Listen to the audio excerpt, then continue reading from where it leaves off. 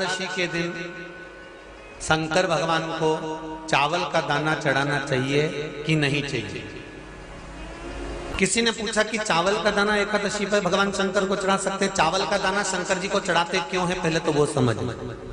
बेलपत्री का तो महत्व आपको बार बार बताया कि बेलपत्री शिव जी को क्यों चढ़ाई जाती है, कहीं रोग के लिए, कहीं बीमारी के लिए, कहीं किस कार्य के लिए, कहीं कोई कार्य के लिए, कहीं कोई कार्य के लिए। चावल का दाना अगर हम शंकर भगवान को चढ़ा रहे हैं तो क्यों चढ़ा रहे हैं, उसका कारण क्या है? चावल का दाना शिव को चढ़ाने का केवल एक कारण रहता है कि चावल को अक्षत कहते हैं।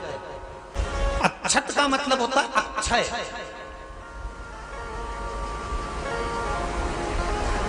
अभी हमारे यहाँ एक तिथि आने वाली है, अक्षय तृतीया। उसका मतलब क्या होता है? अक्षय, जिसका कभी क्षय ना हो। जब हम भगवान शंकर को चावल का दाना चढ़ाते हैं, जैसे बहुत ध्यान दीजिएगा महाराज, बहुत समझने वाली बात है, बहुत ध्यान से। चावल का दाना हमारे मस्तक पर तिलक करने के बाद पंडित जी क्यों लगाते हैं कि भगवान जैसा समय आज चल रहा है, आप पूजन कर रहे हो, पाठ कर रहे हो, दान कर रहे हो, पुण्य कर रहे हो, सत्कर्म कर रहे हो, भजन कर रहे हो, मेरा देव अधिदेव महादेव, मेरा नारायण, मेरा सत्यनारायण भगवान, मेरा राम जी, मेरा विष्णु जी, मेरा भागवत मैया, मेरी रामायण मैया। ब्राह्मण मस्तक पर तिलक लगाने के बाद चावल इसलिए लगाता है कि जैसा समय आज चल रहा है, भगवान तुमको ऐसा ही समय बनाकर रखे और तुम ऐसे ही चार चांद लगाते रहो, दान पुण्य संकीर्तन करते रहो। इसलिए मस्तक पर चावल का दाना लगाया जाए।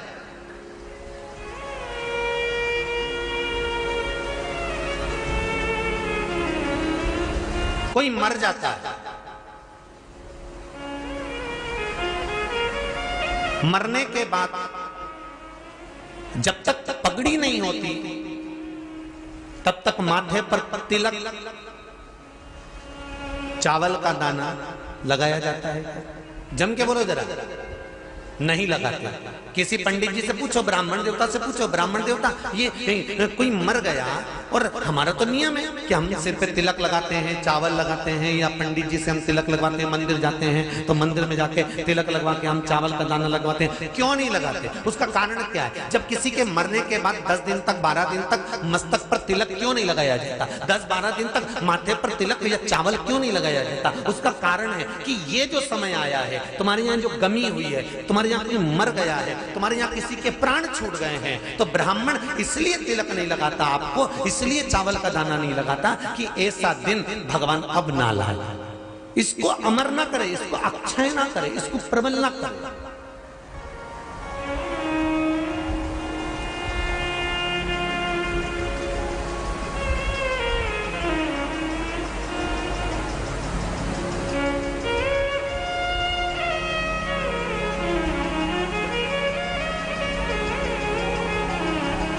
और जब चावल का दाना, तो यहाँ शिव महापुराण की कथा करी, चावल का दाना हम शिव जी को क्यों चढ़ाते हैं, भगवान को क्यों समर्पित करते हैं, भगवान की पूजन में अक्षत क्यों समर्पित करते हैं, चावल क्यों समर्पित करते हैं, उसका कारण क्या है? तो कहा आज मैंने जब चावल का दाना आपको समर्पित करा है, जिस भाव से, जिस विश्वास से, जिस श्रद्धा से, जिस मन से मैं आपको रिझा रही हूँ, हे भोलेनाथ मेरी ये मनोकामना पूर्ण कर, इसको अक्षय कर देना, इसको अमर कर देना, बस इतनी कृपा आप कर।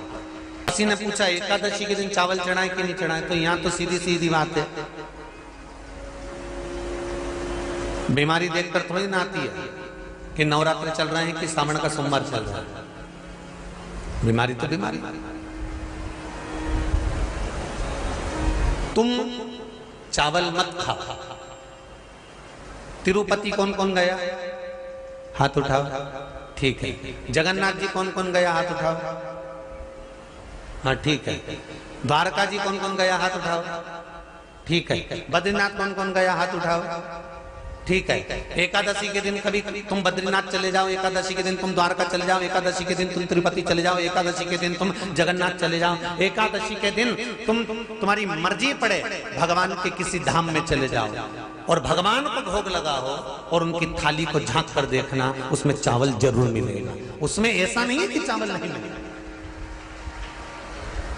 बद्री नारायण में भगवान को चावल का भोग लगा हुआ मिलेगा, द्वारका में चावल का भोग लगा हुआ मिलेगा, आपको जगन्नाथ में चावल का भोग लगा हुआ मिलेगा, तिरुपति में मिलेगा, द्वारकाधीश में मिलेगा, नाथू द्वारा में मिलेगा, सांवरिया सेठ में मिलेगा, काकरोली जी में मिलेगा। आप जहां जाओगे वहां पर एकादशी के दिन भगवान को चावल आएगा, क्योंकि भगवान के लिए परहेज नहीं है। जो काम में डूबा हुआ है, जो आसक्ति में डूबा हुआ है, जो लोभ में डूबा हुआ है, जो वासनाओं में डूबा हुआ है, जो तृष्णा में डूबा हुआ है, और जो माता के गर्भ से जन्म लिया, एकादशी के दिन चावल उसको नहीं खाना। अब हमारे यहां तो कहावत में कहते हैं, राम जी की जब स्तुति गाते हैं तो कहते हैं, भय प्रगट, आती है आप लोगों को? एक लाइन तो आती होगी, गाओ जरा। भय प्रगट दीन कौशल्या। अब रामचरितमानस में कहा भय प्रगट कृपाला। प्रगट मतलब एकदम सामने आ गए। यहां लिखा है पेदा भय लाला।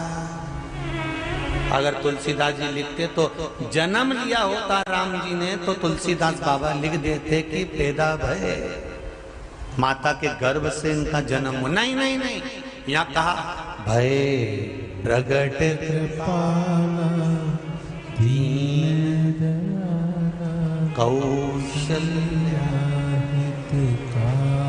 यहाँ प्रगट। एकादशी के माता पिता कौन है?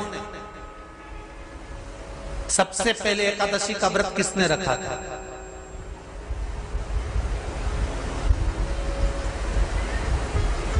एकादशी का जन्म स्थान कहां है? दुनिया के लोग बहुत प्रश्न करते हैं, राम जी अयोध्या में हुए थे, भगवान कृष्ण मथुरा में हुए थे, तो एकादशी कहां हुई थी? तो उसको बताना तो पड़ेगा कहां हुई थी।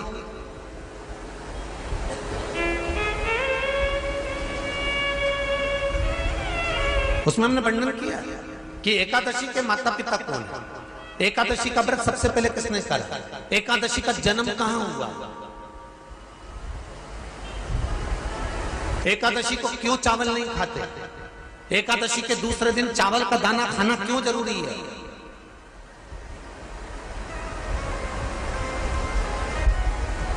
कौन सा तीर्थ है जहां एकादशी को उल्टा लटका दिया।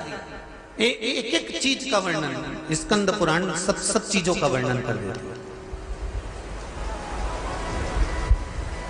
हैं।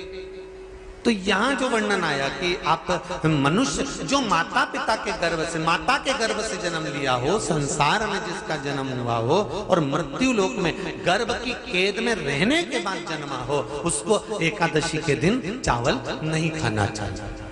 महाराज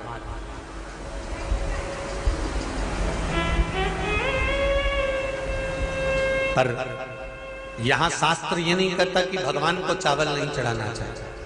यहां शास्त्र कहता है आप शिव जी को चाहे एकादशी हो, चाहे द्वादशी हो, चाहे प्रदोष हो, चाहे पूर्णिमा हो, चाहे अमावस्या हो, चावल का दाना आप भगवान शिव को समर्पित कर सकते हो। और ज्यादा नहीं, शंकर कभी ये नहीं कहते कि मुझे बहुत सारा चढ़ा। शंकर जी की कथा कहती है कितना, मात्र एक चावल का दाना। हम तो उनसे भी कहेंगे जो लोग कहते हैं ना कि हम आज हमारा सावन का महीना है तो आज हमें भगवान को 1.25 लाख बेलपत्र चढ़ाएंगे, तो कोई कहता हम 1000 बेलपत्र चढ़ाएंगे, तो कोई के हम 5000 चढ़ाएंगे, कोई के हम 50,000 चढ़ाएंगे। मेरा निवेदन केवल इतना है, तुम तो एक चढ़ा।